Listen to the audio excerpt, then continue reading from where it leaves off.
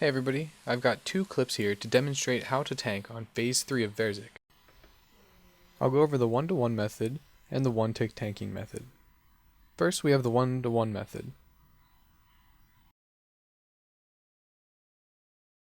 Starting off, I was not chosen as the tank, so I've asked my team to swap the tank to me.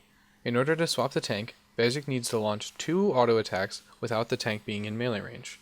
There was the first one, here's the second one, and now she's going to swap. It still didn't choose me, so we're going to go through this cycle again.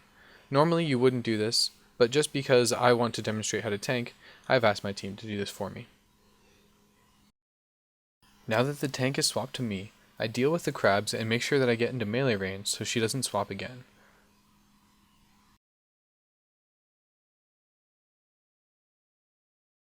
If you find yourself trapped in a corner, you can run through Verzik to get away.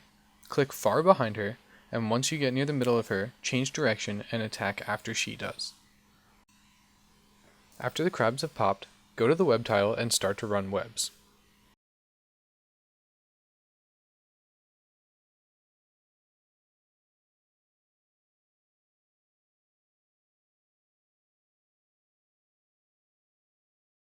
As we near the end of the web run, the tank should always do one final hit and then go to the bottom corner, get another hit, and then step away and wait for her to attack.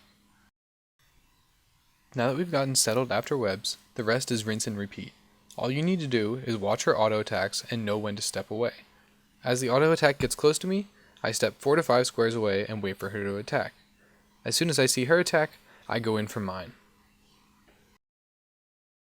For the yellow pools, the tank should generally stay closest to Verzik.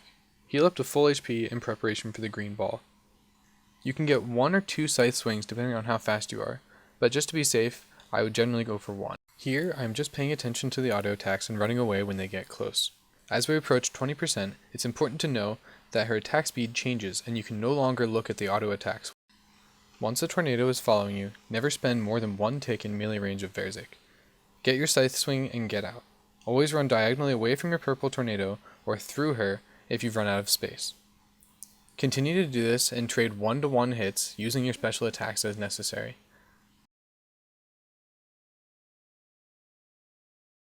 For this next clip, I will show a full video of me tanking Phase 3 using the one-tick tanking method. The goal here is to step away from Verzik 1 tick before she launches her attack. If you attack Verzik the same tick she becomes attackable, you can get 3 scythe swings in before stepping back 1 square. The instant your third scythe swings, step back 1 square.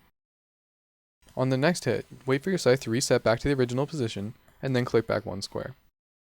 On the final hit of the cycle, wait for your scythe to return to its position, wait 1 tick, and then step back. This will complete the cycle. You can repeat this cycle until you hit the back wall, and then run through Verzik for her final attack before webs. Another method of deciding when to step back is to watch the hit splats on your character. Once the hit splat from her auto attack shows up on you, you step back 1 square. This way you don't need to worry about what part of the cycle you're in, you just need to step back when you see the hit splat. Before webs, I'll show the same clip again, but at full speed. Verzik will do her final attack as I step under here, and then I prepare to run webs.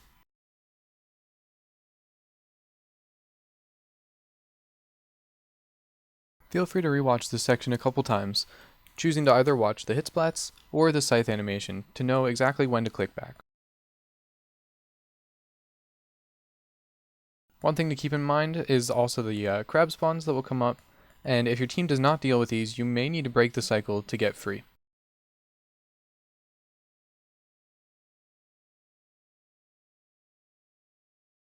Always keep your HP higher than 20 HP, because even off prayer, her max hit is a 36, so on prayer, her max hit is an 18.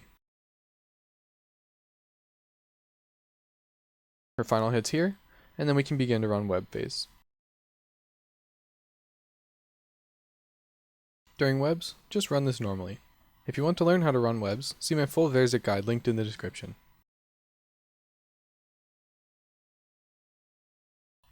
As we approach the end of webs here, you're going to get 1 more hit on the north side, and then go to the very corner of her to get your final hit before you get back into the cycle.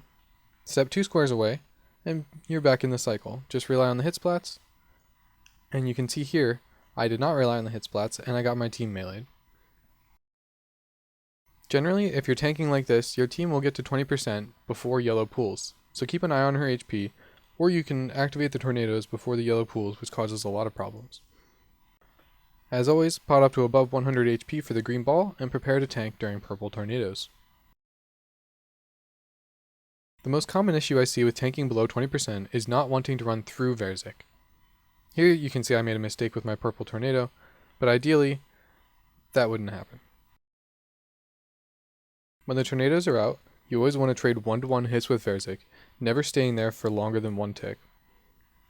Run through her when your tornado gets near you, and continue to run diagonally away from her, so that your tornado always has to follow you, and you never actually hit her where the tornado is going to be. This part takes a lot of patience and practice, so just keep at it and don't be afraid to run through her to prevent a melee attack.